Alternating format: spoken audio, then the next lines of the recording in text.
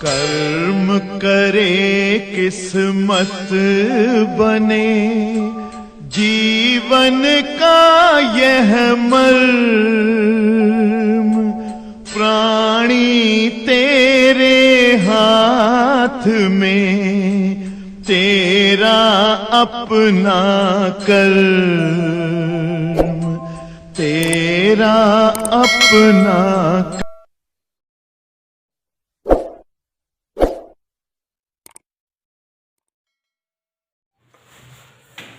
आप सभी बच्चों को मेरा अर्जुन सर का नमस्कार। प्यारे बच्चों, आप सभी लोग स्वामी श्री कृष्णानंद इंटर कॉलेज बिलवार जौनपुर के कक्षा 10 के छात्र छात्राओं के लिए मैं विज्ञान और गणित से संबंधित वीडियोस बनाऊंगा। आप लोग जिससे इस कोरोना काल आपातकालीन स्थिति में, चूंकि सरकार हमारी जो है हम बच्चों को विद्यालय बंद कर दी है कोरोना के संक्रमण से बचाव के लिए, इसलिए घर बैठ करके हमें पढ़ना है और हमें पढ़ाना है। आप सभी बच्चों को अपनी पढ़ाई जारी रख सको, बोर्ड परीक्षाओं में अच्छे नंबर पा सको, इसलिए मैं कॉलेज प्रबंधन के कहने पर यह प्रयास कर रहा हूं कि आप सभी बच्चों को इस प्रकार ऑनलाइन वीडियोज बना करके दूं और आप सभी को जूम ऐप पर लिंक दे करके ऑनलाइन पढ़ाऊं कि आप सभी की कक्षा 10 के सभी बच्चों की विज्ञान की कक्षाएं और गणित की कक्षाएं सुचारू रूप से अनवरत चल सके और आप सभी बच्चों का नुकसान ना हो सके। स्वामी श्री कृष्णानंद इंटर कॉलेज बिलवार के सभी छात्र छात्राओं से मेरी प्रार्थना है, मेरी रिक्वेस्ट है, गुजारिश है कि आप सभी बच्चों ये जो वीडियोस बनाने का मैं सिलसिला शुरू कर रहा हूँ आज से, मैं 10वीं के विज्ञान के मानव नेत्र नामक पाठ से वीडियो बनाना स्टार्ट कर रहा हूँ, क्योंकि आप लोगों ने कक्षाओं में अपने इसके पहले के लेसन्स की जो है पढ़ाई की हुई है। इसके पहले हमने आपको ऑफलाइन क्लास में पढ़ाया हुआ है। यहाँ से मैं आपको ऑनलाइन क्लास दे रहा हूँ। जब ये सब टॉपिक खत्म हो जाएगा तो आपका पीछे वाला रिपीट भी कर दूंगा। ऑनलाइन माध्यम से मैं आपको प्रतिदिन, चाहे आपके स्कूल खुल भी जाएगा तब भी ऑफलाइन स्कूल में आप पढ़ते रहोगे, लेकिन ऑनलाइन में मैं प्रतिदिन आपको गणित की वीडियो और साइंस की वीडियो उपलब्ध कराऊंगा, जिससे आप घर पर बैठकर अगर वीडियोस देखें तो आपको चीज़ें तैयार भी होती जाएंगी, आपको सारी चीज़ें याद भी होती जाएंगी। तो प्यारे बच्चों, आज से मैं आपके सम्मुख शुरू कर रहा हूँ कक्षा 10 फिजिक्स का महत्वपूर्ण लेसन मानव नेत्र। प्यारे बच्चों, मानव नेत्र ये हमारे लेसन का पाठ का नाम है। इसके पहले हम लोगों ने प्रकाश का परावर्तन और प्रकाश का अपवर्तन नामक लेसन पढ़ा। अब मानव नेत्र नामक लेसन से हम जो है आपको पढ़ाना शुरू कर रहे हैं और मेरी रिक्वेस्ट है कि आप सभी लोग प्रतिदिन घर बैठकर वीडियोज ओपन करके पढ़ा करेंगे और जो आपको अच्छा लगे वीडियोज में उसको वीडियोज को पास करके आप जो है कॉपी पे नोट्स पे लिखते जाएंगे। तो ये वीडियो देखने के लिए सबसे जरूरी बात है कि जब भी वीडियो लेकर देखने बैठो आप घर पे, तो आपके साथ कॉपी और पेन जरूर है। आप जो चीजें अच्छी समझो उसको नोट करते जाओ, कॉपी पे लिखते जाओ। एक वीडियो आप 2 बार देख लोगे, पूरा एक एक टॉपिक आपका रट उठेगा, ये मेरा दावा है। तो बच्चों, मानव नेत्र ये बहुत ही अच्छा लेसन है और अच्छा टॉपिक भी इसमें मैं आपको पढ़ाने चल रहा हूँ। मेरी गारंटी है कि आपको मैं इस तरह से पढ़ाऊंगा कि आपको एक एक टॉपिक याद हो जाएगा। थोड़ा मैं इस लेसन को बताने से पहले कुछ कॉम्पिटिटिव चीजें बता रहा हूँ, ध्यान से सुनिए। प्रकाशिक यंत्र, प्रकाशिक यंत्र, थोड़ा बच्चों सुन लीजिए। प्रकाशिक यंत्र अंग्रेजी होती है इसकी ऑप्टिकल इंस्ट्रूमेंट्स, ऑप्टिकल इंस्ट्रूमेंट्स। जैसा कि बच्चों जानते हो, विज्ञान हमारे लिए ऐसी इंपॉर्टेंट चीज है कि जो हाई स्कूल की परीक्षाओं तक या हाई स्कूल की कक्षाओं तक ही महत्वपूर्ण नहीं होती, बल्कि कंपटीशंस में, विविध प्रतियोगी परीक्षाओं में भी साइंस से रिलेटेड चीजें जरूर आती हैं। तो प्रकाश से रिलेटेड चीज ना पूछी जाए असंभव है, ऐसी कोई परीक्षा नहीं बनी है जिसमें लाइट या प्रकाश से संबंधित चीजें ना आती हो। तो यहां देखिए जरा, आपके सामने मैंने लिखा हुआ है, बच्चों ध्यान से देखिएगा, लिखा हुआ है प्रकाशिक यंत्र। प्रकाशिक यंत्र ऑप्टिकल इंस्ट्रूमेंट्स। फिजिक्स इतनी सरल विषय होती है कि नाम से ही इसकी परिभाषा क्लियर हो जाती है। तो बच्चों, प्रकाशिक यंत्र ऑप्टिकल इंस्ट्रूमेंट्स ऐसे समस्त यंत्र, ऐसे समस्त उपकरण जो प्रकाश की परावर्तन और अपवर्तन घटनाओं पर काम करते हो या परावर्तन और अपवर्तन घटनाओं पर बने हुए यंत्र प्रकाशिक यंत्र या ऑप्टिकल इंस्ट्रूमेंट कहलाते हैं। आपने इसके पहले लेसन में पढ़ा है परावर्तन क्या है, अपवर्तन क्या है। आपने अच्छे से पढ़ा कि प्रकाश का परावर्तन क्या है या प्रकाश का अपवर्तन क्या है। तो अगर कोई यंत्र प्रकाश की परावर्तन घटना पर बने या प्रकाश की अपवर्तन घटना पर बने तो उसे ही हम बच्चों प्रकाशिक यंत्र कहते हैं।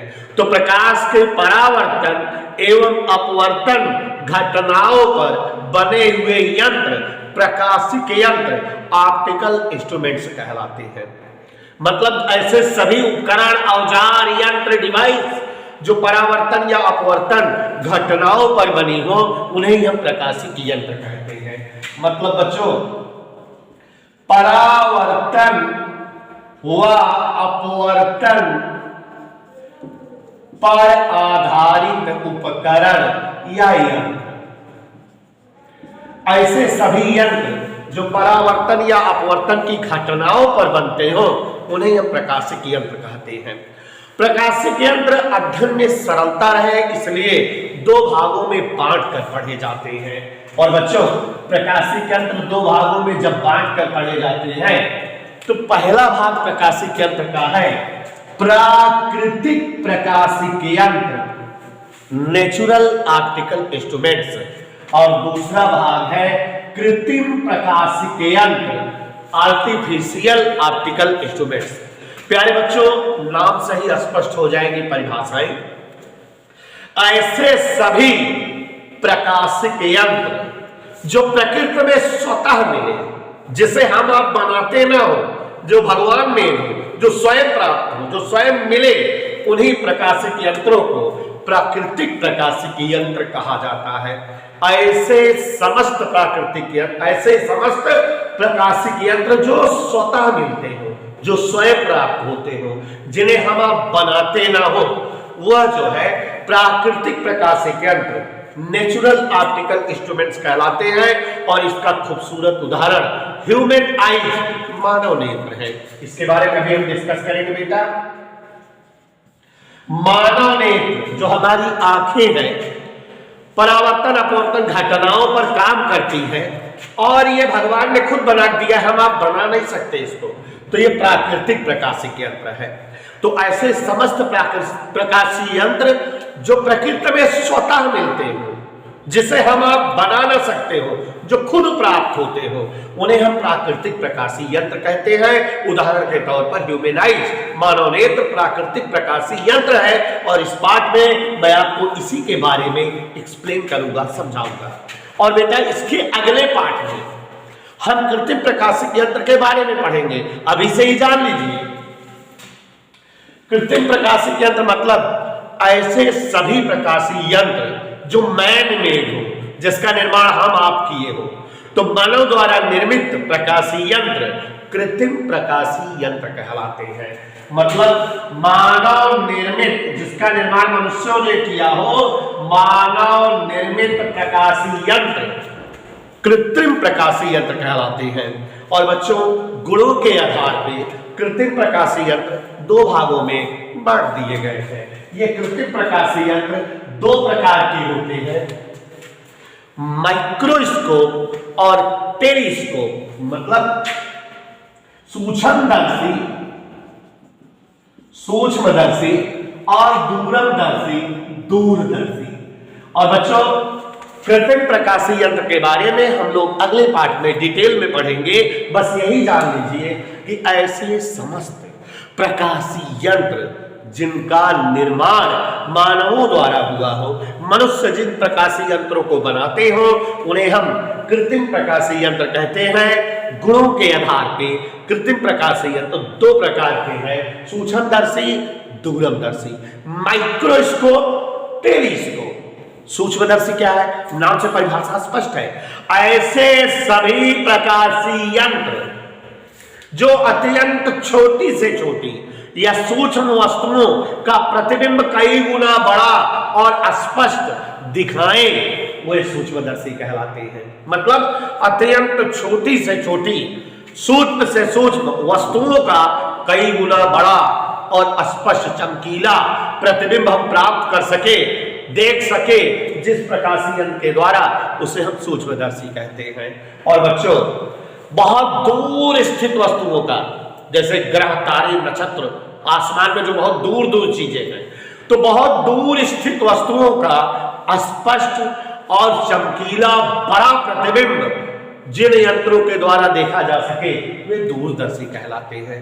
और बच्चों, आपको जैसा कि पता है कि अगले पाठ में पढ़ाऊंगा, सूक्ष्मदर्शी दो प्रकार के हो जाते हैं। एक है सिंपल माइक्रोस्कोप, सरल सूक्ष्मदर्शी, और दूसरा है संयुक्त या यौगिक सूक्ष्मदर्शी। दूरदर्शी भी दो प्रकार के हो जाते हैं बेटा, एक है परावर्तक दूरदर्शी और दूसरा है अपवर्तनी दूरदर्शी। तो बच्चों, कृत्रिम प्रकाशीय यंत्र के बारे में हम लोग अगले पाठ में पढ़ेंगे। यहाँ हम आपको आज मानव नेत्र पढ़ाना चाहते हैं, प्राकृतिक प्रकाशीय यंत्र का डिस्क्रिप्शन करना चाहते हैं। तो ध्यान दीजिए बच्चों, और चैप्टर पूरा थ्योरेटिकल है, मस्त समझिए, धीरे धीरे थोड़ा थोड़ा पढ़िए। आज मैं बहुत थोड़ा सा पढ़ाऊंगा, कल फिर और थोड़ा, फिर और थोड़ा, उतना ही पढ़ाऊंगा जितना आपको याद हो सके। तो एक बार मैं अपनी बात रिपीट कर दूं, आप सभी लोग समझ रहे हैं। प्रकाश के परावर्तन और अपवर्तन घटनाओं पर आधारित संयंत्र प्रकाशीय यंत्र कहलाते हैं। ऐसे समस्त उपकरण जो परावर्तन और अपवर्तन घटनाओं पर काम करते हो, प्रकाशीय यंत्र कहलाते हैं, ऑप्टिकल इंस्ट्रूमेंट्स। और बच्चों, प्राप्ति या उत्पत्ति के आधार पर ये कई भागों में बांटे गए हैं, दो, प्राकृतिक प्रकाशीय यंत्र और कृत्रिम प्रकाशीय यंत्र। प्राकृतिक प्रकाशीय यंत्र का मतलब ऐसे समस्त प्रकाशीय यंत्र जो प्रकृति में स्वतः मिलते हो, स्वतः प्राप्त होते हो, जो भगवान की देन हो, जैसे ह्यूमन आई, मानव नेत्र। दूसरा बेटा, ऐसे समस्त प्रकाशीय यंत्र जिनका निर्माण मनुष्यों के द्वारा हो, जिसे हम और आप बनाते हो, ऐसे प्रकाशीय यंत्र कृत्रिम प्रकाशीय यंत्र कहलाते हैं। और अध्ययन में सरलता हेतु गुणों के आधार पर कृत्रिम प्रकाशीय यंत्रों को दो भागों में बांट दिया गया है। एक है सूक्ष्मदर्शी, सूक्ष्मदर्शी, माइक्रोस्कोप, जिस प्रकाशीय यंत्र के द्वारा अत्यंत छोटी से छोटी सूक्ष्म वस्तु जो हम खुली आंखों से न देख सके का बहुत बड़ा स्पष्ट प्रतिबिंब बनाया जाए, देखा जाए, उसे हम सूक्ष्मदर्शी कहते हैं। जो दो प्रकार के होते हैं, सरल सूक्ष्मदर्शी और संयुक्त सूक्ष्मदर्शी। देखो, इसके बारे में डिटेल में मैं अगले पार्ट में जो है डिस्कस करूंगा। और यहाँ दूरदर्शी का मतलब ऐसे समस्त प्रकाशीय यंत्र जो दूर स्थित वस्तुओं का स्पष्ट और कई गुना बड़ा प्रतिबिंब दिखाने में प्रयुक्त हो, उन्हें हम दूरदर्शी कहते हैं। तो बच्चों, दूरदर्शी भी दो प्रकार के होते हैं, परावर्तक दूरदर्शी और अपवर्तनी दूरदर्शी। आज मैं डिस्कस करना चाहता हूं प्राकृतिक प्रकाशीय यंत्र, मानव नेत्र के बारे में। तो आप सभी बच्चे ध्यान देंगे और समझने का प्रयास करेंगे। हम बच्चों मेहनत कर रहे हैं कि आप सभी बिलवार इंटर कॉलेज, स्वामी श्री कृष्णानंद इंटर कॉलेज के सारे बच्चे अच्छे से अच्छे साइंस और मैथ की कक्षाएं ले सको। इसलिए मैं आप लोगों के लिए यहाँ क्लास बना रहा हूँ और आपको ऑनलाइन पढ़ाया भी करूँगा कि आप घर बैठ करके पढ़ सको। अगर स्कूल नहीं जा पा रहे हो कोरोना के कारण, तो आप घर बैठकर पढ़ाई कर सको। लेकिन मेरी रिक्वेस्ट है कि आप लोग इस वीडियोज को देखा करिए, घर पे इनको देख करके तैयार किया करिए। बिना आपके पढ़े कुछ तैयार नहीं हो सकता। तो बच्चों, मानव नेत्र, सबसे पहली बात बेटा कि मानव नेत्र के जो भी टॉपिक आज मैं आपको बताऊंगा वो आपको कंपटीशन के दृष्टिकोण से भी बहुत जरूरी और जानना आवश्यक होता है। सबसे पहली बात यह है बेटा कि मानव नेत्र का मैं आज आपको बाहरी संरचना समझाऊंगा, बाहरी स्वरूप और भीतरी स्वरूप, अंदर से मानव नेत्र कैसी है, ये दोनों बातें आपसे डिस्कस करूंगा, दोनों बातों के बारे में एक्सप्लेन करूंगा। कुछ पॉइंट वाइज दिमाग में मानव नेत्र के बारे में समझ लीजिए कि जैसे बेटा अगर कोई भी एक अनपढ़ गंवार व्यक्ति हो जो पढ़ा लिखा ना हो, उससे भी अगर हम नेत्र के बारे में पूछे तो वो बिना कुछ पढ़े लिखे भी नेत्र के बारे में कुछ लाइनें बता सकता है। जैसे आपसे भी अगर हम पूछे, पढ़ाए नहीं है अभी, कि बच्चों बताओ मानव नेत्र क्या होता है, नेत्र के बारे में आप क्या समझते हो, तो बिना हम आपको बताए, बिना हमारे कुछ बताए हुए आप 2-4-10 लाइन नेत्र के बारे में जरूर बता सकते हो। जैसे आप ये बोल दोगे कि सर जी मानव नेत्र शरीर का एक महत्वपूर्ण अंग है। हमारे शरीर में जैसे हाथ, मुंह, नाक, दांत, ओठ, गाल, वैसे ही नेत्र भी तो हमारे शरीर का एक अंग है। बिना किसी बताए बता सकते हो कि सर जी मानव नेत्र शरीर का एक महत्वपूर्ण अंग है। एक पॉइंट आप बोलोगे, नेत्र के द्वारा हम नजदीक की और दूर की, छोटी और बड़ी सभी प्रकार की वस्तुओं को देखते हैं। मानव नेत्र एक ऐसा अंग है जिसके द्वारा हमें नजदीक की वस्तुएं भी दिखाई देती हैं, दूर की वस्तुएं भी दिखाई देती हैं, छोटी वस्तुएं भी दिखाई देती हैं और बड़ी वस्तुएं भी हमें दिखाई देती हैं। मानव नेत्र एक ऐसा अंग है जिसके द्वारा हम अत्यंत छोटी से छोटी, बड़ी से बड़ी, नजदीक वाली और दूर वाली समस्त प्रकार की वस्तुओं को देखते हैं। मानव नेत्र एक प्रकाशीय यंत्र है, प्राकृतिक प्रकाशीय यंत्र, अभी बढ़ाया, मानव नेत्र प्राकृतिक प्रकाशीय यंत्र है। मानव नेत्र फोटोग्राफी कैमरे की भांति है, वस्तुओं के फोटो भी खींचता है और उसकी सूचना मस्तिष्क को भेजता है कि सामने रामलाल खड़ा है। तो मानव नेत्र वस्तुओं की फोटो भी खींचता है और उसकी सूचना मस्तिष्क को पहुंचाता है। एक कंपटीशन की बात मानव नेत्र के बारे में बता रहा हूं कि मानव नेत्र के सामने अगर कोई वस्तु रखी जाती है तो नेत्र हमेशा किसी भी वस्तु का उल्टा और छोटा प्रतिबिंब बनाता है। मतलब नेत्र के सामने हमने मार्कर रखा तो नेत्र लेंस के द्वारा इस मार्कर का उल्टा और छोटा प्रतिबिंब बनेगा और उसकी सूचना मस्तिष्क को पहुंचाई जाएगी। नेत्र की तंत्रिकाएं मस्तिष्क को सूचना देगी उस प्रतिबिंब की और हमारा जो मस्तिष्क है उस उल्टे और छोटे प्रतिबिंब को सीधा और सही करके आभास कराता है। तो कुछ ऐसी बातें हैं नेत्र के बारे में कि जो कॉम्पिटिटिव बातें हैं, कॉम्पिटिटिव दृष्टिकोण से है और बच्चों जिसको जो है आप बिना पढ़े बता सकते हो। एक बार फिर से, मानव नेत्र शरीर का एक महत्वपूर्ण अंग है, यह प्राकृतिक प्रकाशीय यंत्र है। नेत्र के द्वारा दूर की वस्तुएं भी दिखाई देती हैं, नजदीक की वस्तुएं भी देखी जाती हैं, छोटी वस्तुएं भी देखी जाती हैं और बड़ी वस्तुओं को भी नेत्र के द्वारा देखा जाता है। मानव नेत्र फोटोग्राफी कैमरे की भांति व्यवहार करता है, वस्तुओं का प्रतिबिंब भी बनाता है और उसकी सूचना मस्तिष्क को प्रेषित करता है। नेत्र के सामने रखी वस्तु का हमेशा छोटा और उल्टा प्रतिबिंब बनता है। मस्तिष्क को जब इस प्रतिबिंब की सूचना पहुंचाई जाती है तो हमारा मस्तिष्क उस प्रतिबिंब को सीधा और सही हमें दिखाता है। इधर के लिए नेत्र का कुछ भाग खोपड़ी के बाहर और कुछ भाग खोपड़ी के अंदर है। अंदर और बाहर के भागों को मिलाकर नेत्र लगभग गोलाकार है। बच्चों ये सब बातें तो इंट्रोडक्शन या प्रस्तावना के तौर पर हो गई। अब आपको मैं नेत्र की बाहरी संरचना से जुड़ी बातें बताऊंगा और फिर नेत्र की अंदरूनी संरचना समझाऊंगा। तो बाहरी संरचना समझो।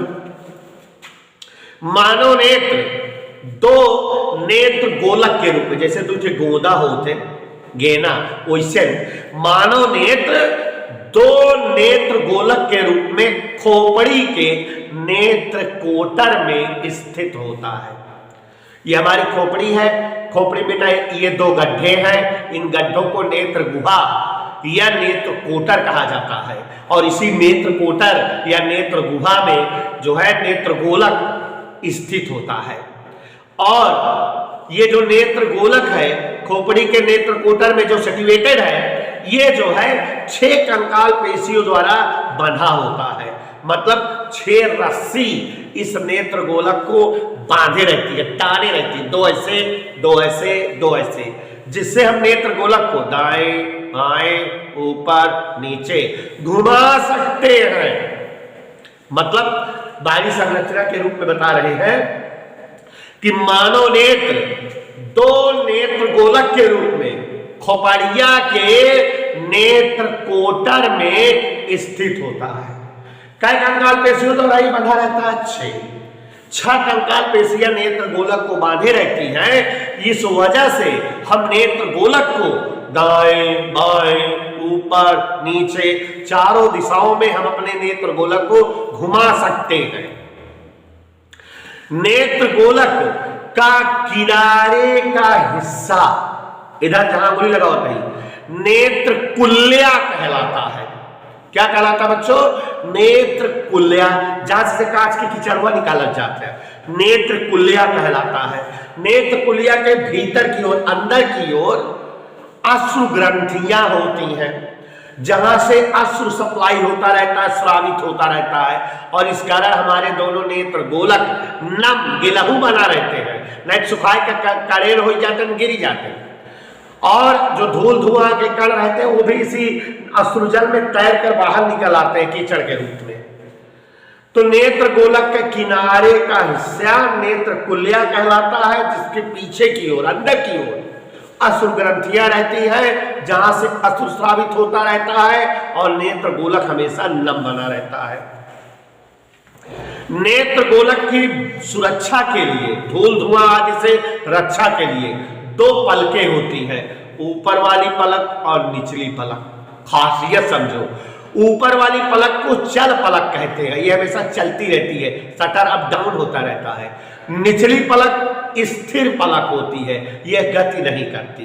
दोनों पलकों के सामने वाले हिस्से पर बाल या रोए जैसी रचनाएं होती हैं, जिसे आप बरौनी कहते हो, जो धूल उल के कण को नेत्र के भीतर जाने से बचाती है।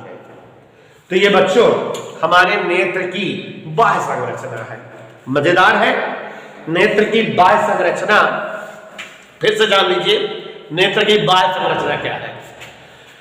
मानव नेत्र 2 नेत्र गोलक के रूप में खोपड़ी के नेत्र कोटर में स्थित होता है। 6 कंकाल पेशियों द्वारा यह नेत्र गोलक नेत्र कोटर में दाएं बाएं ऊपर नीचे चारों दिशाओं में घुमाया जा सकता है। नेत्र गोलक के किनारे का हिस्सा क्या कहलाता है? नेत्र कुल्या, जिसके ठीक भीतर की ओर क्या होती है? अश्रु ग्रंथियां, जहां से क्या स्रावित होता रहता है? अश्रु स्रावित होता रहता है, जिससे हमारे नेत्र गोलक क्या बने रहते हैं? नम बने रहते हैं। क्या बने रहते हैं? नेत्र गोलक। और बच्चों नेत्र गोलक जब नम बने रहते हैं तो धूल धुआं आदि के कण अगर नेत्र में चला गया तो कीचड़ के रूप में कांच के बहरे कर देते हो, और नेत्र की बाहरी आघातों झटकों से सुरक्षा रहती है। ऊपरी और निचली पलकें, 2 पलकें होती है चल और अचल, जो धूल धुआं आदि को जाने में नेत्र से में जाने में बचाती हैं। बच्चों ये नेत्र की हमारी कौन सी संरचना है? बाह्य। अब हम नेत्र की आंतरिक संरचना, ऐसी बातें आपको बताने जा रहे हैं जिसके बारे में आप अभी तक नहीं जानते हो। नेत्र की आंतरिक संरचना यही जानना जरूरी है, इसी के बारे में आप नहीं जानते हो। बाहर वाली संरचना के बारे में आप सभी लोग ज्यादातर जानते हो। और बच्चों ये बहुत मजेदार टॉपिक है, बहुत ऐसी ऐसी चीजें बताऊंगा जो आप लोग कहीं सुने नहीं होंगे, ध्यान दीजिएगा। जैसे अगर मम्मी लोग प्याज छीलती हैं तो देखे हो आप, प्याज कई परतों में मिलकर बना होता है। एक परत छील के बहा देती है तो दूसरी परत तैयार, फिर तीसरी, फिर चौथी, कई परत में होती है। तो ऐसे हमारा जो नेत्र है वो अभी बेटा 3 परतों में मिलकर बना होता है। सबसे बाहर की परत, फिर उसके अंदर की परत और फिर एकदम अंदर की परत। तो मानव नेत्र की अंदरूनी डिपार्टमेंट या अंदरूनी संरचना आपको बताना चाहता हूं, तो आप सबसे पहले समझिए कि मानव नेत्र 3 प्रकार की पटलों से मिलकर बना होता है। और पहली पटल दृढ़ पटल कहलाती है, दूसरी पटल रक्तक पटल और तीसरी पटल दृष्टि पटल कहलाती है। Vision layer. लेकिन बेटा एक एक का बारे में डिटेल में समझो। ये आपने देखा कि मानव नेत्र का कुछ हिस्सा खोपड़ी के बाहर और कुछ हिस्सा खोपड़ी के भीतर होता है। अंदर और बाहर के भागों को मिलाकर नेत्र लगभग कैसा होता है बेटा? गोलाकार। तो नेत्र की जो बाहरी परत होती है, जो सबसे बाहर वाली परत, नेत्र की जो सबसे बाहरी परत होती है वह दृढ़ होती है, बहुत मजबूत, सुई हुई और श्वेत रंग की होती है, अपारदर्शी होती है, माने आर पार दिखता नहीं। आप अगर अपने किसी साथी की आंखें देखो तो उसमें जो सफेद पोर्शन दिख रहा है उसके पीछे क्या है नहीं दिखाई दे रहा, माने अपारदर्शी है। और इसे दबावा मजबूतो बा, माने दृढ़ भी है। तो श्वेत है, अपारदर्शी है और दृढ़ है, इसी परत को दृढ़ पटल कहते हैं। तो देखो बच्चों, मानव नेत्र की जो सबसे बाहर वाली परत होती है, श्वेत नेत्र की सबसे बाहर वाली परत श्वेत, दृढ़ और अपारदर्शी होती है, दृढ़ पटल कहलाती है। नेत्र की सबसे बाहर वाली परत कैसे होती है? श्वेत रंग की होती है, बहुत मजबूत होती है, इंजेक्शन वगैरह लगता है इसमें, और अपारदर्शी होती है, इसके आर पार नहीं दिखता। तो नेत्र की सबसे बाहर वाली परत दृढ़, श्वेत, अपारदर्शी होती है और इस परत को हम बच्चों दृढ़ पटल कहते हैं। क्या कहते हैं? दृढ़ पटल। और दृढ़ पटल ये जो हमारी सबसे बाहर वाली परत है, इसका सामने का हिस्सा, थोड़ा आगे का हिस्सा थोड़ा उभरा हुआ होता है। कैसे होता है बेटा? थोड़ा उभरा हुआ, ऐसे। दृढ़ पटल के सामने का हिस्सा ये थोड़ा उभरा हुआ होता है, थूथू जैसा बाहर निकला हुआ, थोड़ा उभरा हुआ होता है। और ये इसके उल्टा होता है, माने कोमल होता है, जिन्हें नहीं होता, सफेद रंग का ना होता, असफेद होता, और जो है पारदर्शी, इसके पीछे वाला हिस्सा दिखता भी है। इस हिस्से को जो दृढ़ पटल का बाहरी वाला हिस्सा है, थोड़ा उभरा हुआ हिस्सा है, जो अश्वेत है, पारदर्शी है, कोमल है, इस हिस्से को हम बेटा श्वेत मंडल, हिंदी में श्वेत मंडल और अंग्रेजी में कार्निया कहते हैं। यह हिस्सा जो थोड़ा उभरा हुआ है, दृढ़ है, इसी हिस्से को हम श्वेत मंडल या कार्निया कहते हैं। और एक खास बात, इसी नेत्र के भाग से जब कोई सामने वस्तु रहती है तो प्रकाश इसी भाग से नेत्र के भीतर एंट्री करता है। It is called gate of the human eye, नेत्र दरवाजा कहलाता है, क्योंकि प्रकाश इसी भाग से नेत्र के भीतर की ओर प्रविष्ट होता है। इसे हम नेत्र द्वार या gate of the human eye भी कहते हैं। और बच्चों, दृढ़ पटल के भीतर की ओर, अंदर की ओर नेत्र की दूसरी महत्वपूर्ण पटल होती है। दृढ़ पटल के भीतर की ओर नेत्र की दूसरी महत्वपूर्ण पटल होती है। दृढ़ पटल के भीतर की ओर नेत्र की दूसरी महत्वपूर्ण पटल होती है, जो गाढ़े भूरे रंग की खूनाहे कलर की, जैसे ब्लड, खून के रंग की होती है, और इसलिए इस पटल को खून के कलर की होने के कारण रक्तक पटल कहा जाता है। और ये खून के कलर की है, रक्तक पटल है, ब्लड के कलर की है, इसलिए जितना प्रकाश, जैसे सामने कोई वस्तु आई, जितना प्रकाश इसके भीतर गया, ये ज्यादा से ज्यादा प्रकाश को एब्जॉर्ब कर लेती, अवशोषित कर लेती है। अगर ये पटल ना होती बेटा, तो हमारे सामने कोई वस्तु रखी जाती तो वो कई दिखती, उसका एक नहीं 10-12 प्रतिबिंब दिखता।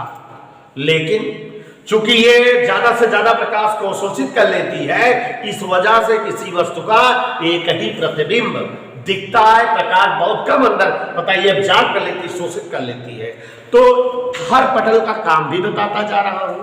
तो ये जो रक्तक पटल है, नेत्र के भीतर की ओर दूसरी और महत्वपूर्ण पटल जो है गाढ़े भूरे रंग की या खून के कलर की होती है, और इसे हम कौन सी पटल कहते हैं बेटा? रक्तक पटल। इधर क्लियर? अब बच्चों, ये जो रक्तक पटल है, इसी रक्तक पटल से कुछ जो है मांसपेशियां जुड़ी रहती है। रक्तक पटल से कुछ मांसपेशियां जुड़ी रहती हैं रक्तक पटल से। रक्तक पटल से क्या जुड़ी रहती है बेटा? मांसपेशियां। और जो सिकुड़ती फैलती रहती है, सिकुड़ जाएगी फैल जाएगी, सिकुड़ जाएगी फैल जाएगी। और ये जो मांसपेशियां जुड़ी रहती हैं, जो सिकुड़ती फैलती रहती हैं, इन्हें हम पश्चमाभिकीय पेशियां, इन्हें हम हिंदी में पश्चमाभिकीय पेशियां और अंग्रेजी में सिलियरी मसल्स कहते हैं।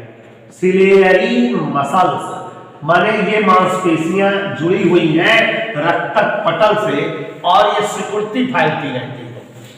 और बच्चों, इन पेशियों से एक पारदर्शी पर्दा या झिल्ली जुड़ी होती, पारदर्शी पर्दा या झिल्ली जुड़ा होता है। ये परितारिका, आइरिस कहा जाता है इसे हम परितारिका या आइरिस कहते हैं। हमारे नेत्र में जो सफेद पोर्शन के अलावा जो नीला, काला या भूरे रंग का जो भी मटेरियल दिख रहा है, वो यही परितारिका है। चूंकि परितारिका यहां पर देखो बेटा सिलेरी पेशियों से जुड़ी है, सिलेरी पेशियां सिकुड़ती फैलती रहती हैं, तो ये परितारिका भी सिकुड़ती फैलती रहती है। और परितारिका की खास बात, जलवायु विशेष के कारण परितारिका का रंग अलग अलग व्यक्तियों में अलग अलग कलर का होता है, अलग अलग रंग की होती है। किसी व्यक्ति परितारिका नीले रंग की, जैसे ऐश्वर्या राय, उनके परितारिका नीली है। और किसी परितारिका मोस्टली काले रंग की, किसी परितारिका भूरे रंग की, और जब चुड़ैलियन होती है उनके परितारिका पीले रंग की या हरे रंग की होती है। पिक्चरिया में जो दिखावत है चुड़ैल भूत, उनके परितारिका या तो गायब रहा था, या तो जो ना पीले कलर की, या तो हरिया रंग है। तो परितारिका का रंग या तो नीला होगा जैसे ऐश्वर्या राय, या परितारिका किसी में काले रंग की होगी या तो भूरे रंग की होगी। तो परितारिका का कलर अलग अलग होता है, और परितारिका सिकुड़ती फैलती रहती है। इधर क्लियर? क्यों? क्योंकि यह सिलेरी पेशियों से जुड़ी हुई है। और बच्चों, परितारिका का बीचों बीच वाला हिस्सा, ये परितारिका का जो बीचों बीच का हिस्सा है, परितारिका का मध्यतम भाग पुतली कहलाता है। कुछ जने जौन सफेद के बाद बिछुअम बा ओका पूरे पुतली कहा थे ना, गलत बात।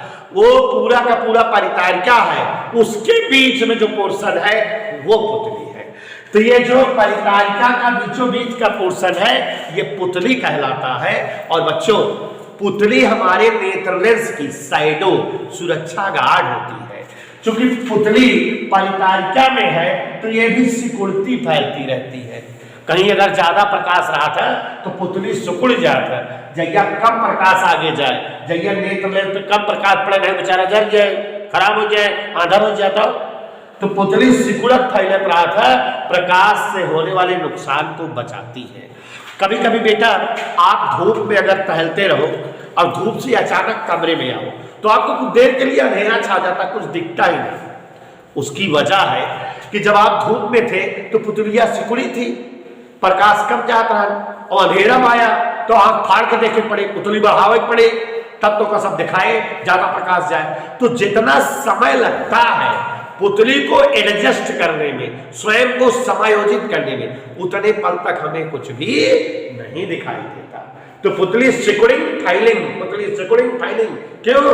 क्योंकि ये प्रकाश के नुकसान से नेत्र लेंस की रक्षा करती है। अब यहां बेटा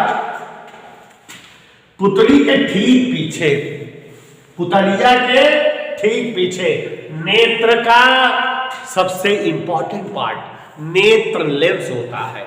और नेत्र लेंस कांच के लेंस की तरह ठोस नहीं होता। नेत्र लेंस मांस का कोमल लेंस होता है और इसकी खासियत ये उत्तल लेंस होता है और उभय उत्तल लेंस, सामने वाला भी पृष्ठ उत्तल होता है, पीछे वाला भी पृष्ठ उत्तल होता है। लेकिन सामने वाले पृष्ठ की वक्रता ज्यादा, माने बाहर से ज्यादा गोल, और पीछे वाले पृष्ठ की वक्रता कम। तो यहां देखो पुतली के ठीक पीछे मांस का बना हुआ नेत्र लेंस होता है जिसके पहले पृष्ठ की वक्रता अधिक, सामने से ज्यादा गोल, पहले पृष्ठ की वक्रता अधिक और दूसरे पृष्ठ की वक्रता कम, इधर से कम गोल। तो ये नेत्र लेंस है। क्या है बच्चों? ये नेत्र लेंस। नेत्र लेंस की खासियत समझो जरा। पुतली के ठीक पीछे नेत्र लेंस होता है जो मांस का बना हुआ उभय उत्तल लेंस होता है जिसके पहले वाले पृष्ठ की वक्रता अधिक, सामने की तरफ से ज्यादा गोल और पीछे वाले पृष्ठ की वक्रता कम, पीछे की तरफ से कम गोल होता है।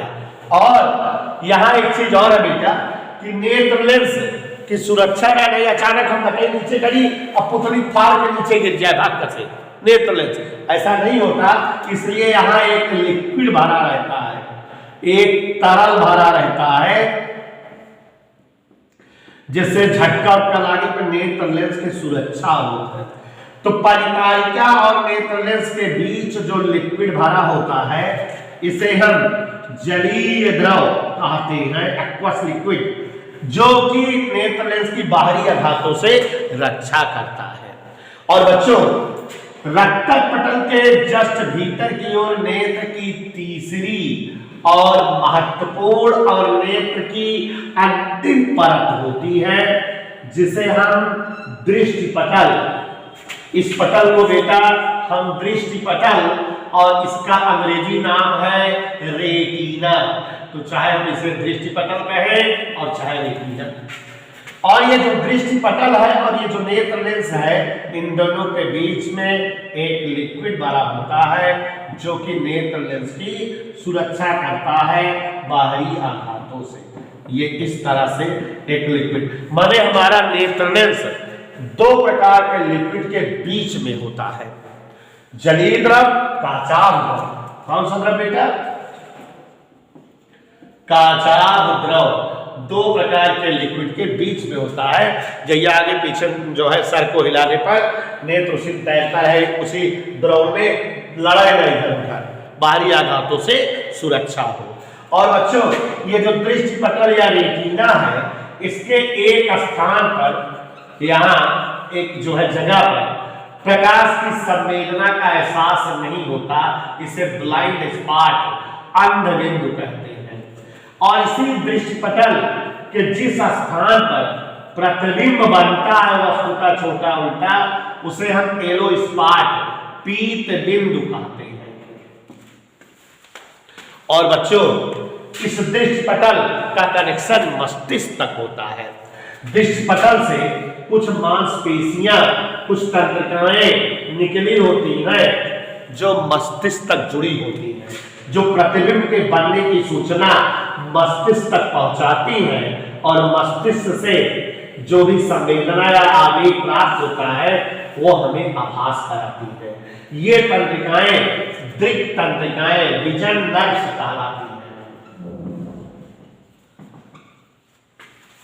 और बच्चों इन तंत्रिकाओं की खासियत है कि ये तंत्रिकाएं हमारी दो आकार में होती हैं। दो आकार के मतलब कुछ तंत्रिकाएं सलाकाकार, जैसे ऊन से जो है स्वेटर बुनने वाली सलाई सलाकाकार होती है, और कुछ तंत्रिकाएं इसमें शंकु के आकार की, जैसे चुरमुरा वाला डब्बा शंक्वाकार होती है, कोनिक होती है। तो जो सलाकाकार तंत्रिकाएं होती है उनसे प्रकाश की संवेदना का एहसास होता है। जो कबूतर मुर्गा उर्गा होते हैं उनमें जो है सलाकाकार तंत्रिकाओं का अभाव होता है, कम होती हैं या कमजोर होती हैं, इसलिए उनको अंधेरे में नहीं दिखता। और जो शंक्वाकार तंत्रिकाएं होती हैं उनसे रंगों की संवेदना का एहसास, हम कलर पहचान पाते हैं। तो यहाँ दो प्रकार की तंत्रिकाएं हैं, कुछ तंत्रिकाएं सलाकाकार की हैं और कुछ तंत्रिकाएं बेटा इस तरह से शंक्वाकार है, ऐसे शंकु के आकार की। कुछ तंत्रिकाएं यहाँ शंक्वाकार है ऐसे, और कुछ तंत्रिकाएं जो है सलाकाकार है इस तरह से। तो ये हमारे मानव नेत्र का सचित्र वर्णन हो गया। कल की क्लास में प्यारे बच्चों मैं आपके सामने नेत्र से प्रतिबिंब का बनना पढ़ाऊंगा, नेत्र से प्रतिबिंब बनने का दोष। कल मैं आपको दृष्टि दोष पढ़ाऊंगा कि दृष्टि दोष कितने प्रकार के होते हैं, और आपको यह भी समझाऊंगा कि दृष्टि दोष का निवारण कैसे होता है। यहां बेटा ये पूरा चित्र वर्णन आपने समझा। दो कंपटीशन के क्वेश्चन मैं यहां बताने जा रहा हूं। कंपटीशन में नेत्र से रिलेटेड टेट वगैरह के एग्जाम में दो क्वेश्चन पूछे जाते हैं, वो मैं आपको यहां समझाने जा रहा हूं। पहला क्वेश्चन है, पूछता है कि नेत्र के किस भाग पर प्रतिबिंब बनता है। तो आप हमेशा के लिए याद रखो कि नेत्र का जो अंतिम पोर्शन है दृष्टिपटल या रेटिना, तो हमेशा प्रतिबिंब दृष्टिपटल रेटिना के पीत बिंदु पर बनता है, और उल्टा छोटा बनता है, वास्तविक बनता है, मस्तिष्क हमें उसे सभी आभास कराता है। एक और कंपटीशन का क्वेश्चन बताने जा रहा हूं जो शायद आप किताब में भी ना पाओ, कि जब लोग नेत्र दान करते हैं नेत्र दान की प्रक्रिया में नेत्र के किस भाग का दान किया जाता है? का पूरी अखियां निकाल के दे दी जाता है? कौन से पार्ट का दान किया जाता है नेत्रदान प्रक्रिया में? तो प्यारे बच्चों, जब हम नेत्रदान करते हैं तो केवल यही श्वेत मंडल या कार्निया का दान किया जाता है। किसी व्यक्ति की आंखों से कार्निया निकाल के दूसरे व्यक्ति की आंखों में कार्निया बदल दी जाती है, कार्निया ट्रांसपेरेंट होती है, केवल जो है कार्निया का दान होता है।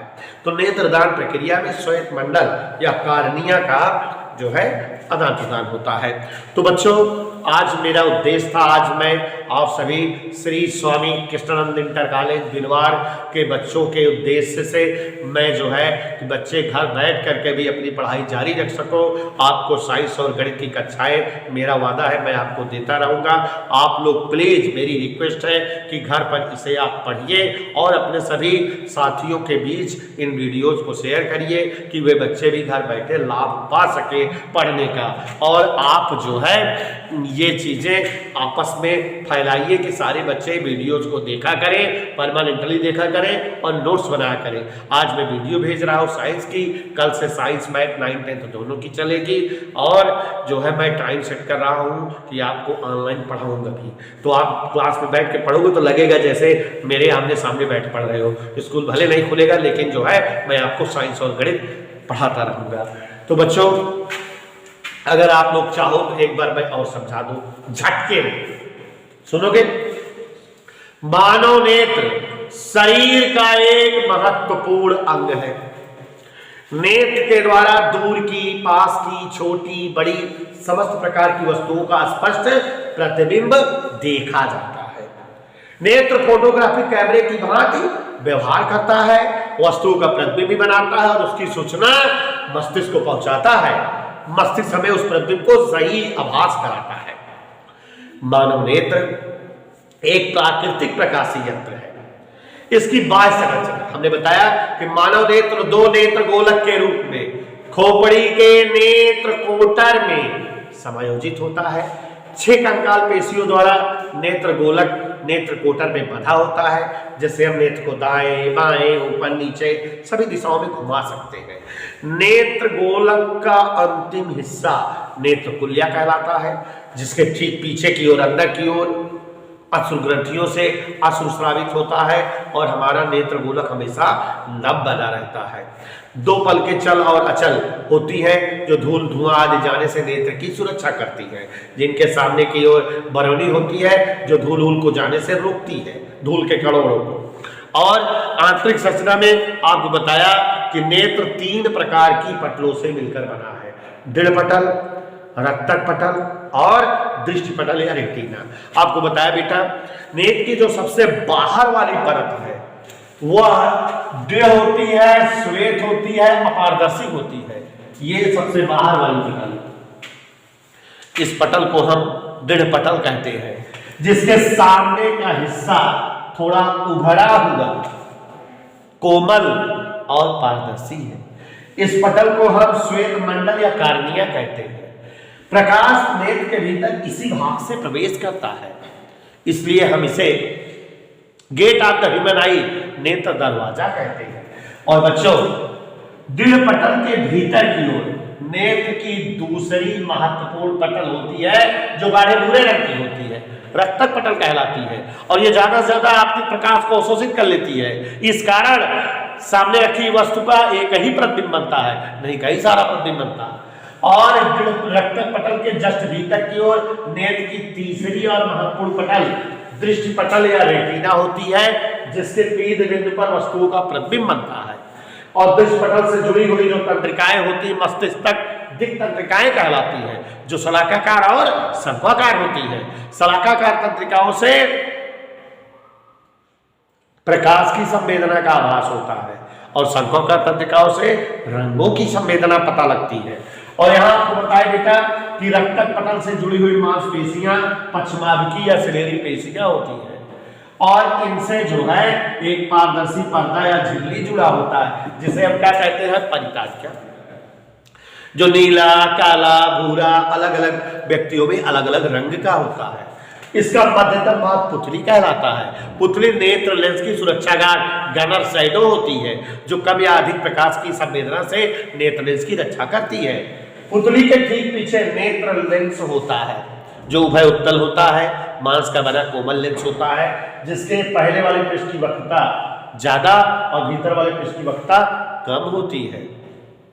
और ये 2 प्रकार के द्रवों के मध्य सुरक्षित रहता है, बाहरी आघातों या झटकों से इसकी रक्षा होती है, जलीय द्रव और काचाभ द्रव। तो इस तरह से बच्चों हमारे जो है ये नेत्र लेंस की कंप्लीट डिस्क्रिप्शन या वर्णन हुआ। आप लोग जब वीडियो देखने बैठा करो तो लिखते जाया करो जो आपको अच्छा या आवश्यक लगे। धन्यवाद।